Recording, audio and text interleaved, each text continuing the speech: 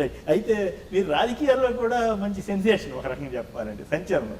అది రాజీవ్ గాంధీ కోసమే రాజకీయాల్లోకి వెళ్ళాల్సి వచ్చింది. ఆయన పిలిపించి నా కోసం చేయమని అడిగారు. ఆయన బతుకుంటే నాకు పొలిటికల్ కెరీర్ వేరే విధంగా ఉండేది. ఆయన చచ్చిపోయినాక రాజకీయాల మీద ఇంట్రెస్ట్ పోయింది.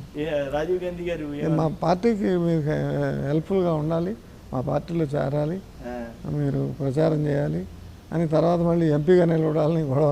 అవును, ఏలూరు నుంచి చేసి గెలిచారు కదా. అవును. అయితే మరి అప్పట్లో 85లో మీరు మీరు మీరు వస్తున్నారంటే జనం విపరీతంగా వచ్చేవారు. కానీ ఎన్టీఆర్ తోటి ఘర్షణ అది మీకేమన్నా ఇబ్బంది అనిపించింది అప్పుడు?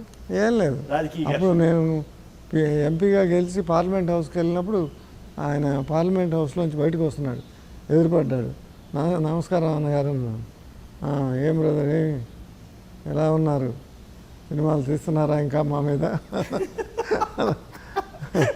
లేదని చెప్పి లేదండి ఇప్పుడేం తీయట్లేదు అని చాలా స్పోర్టివ్గా తీసుకున్నాడు.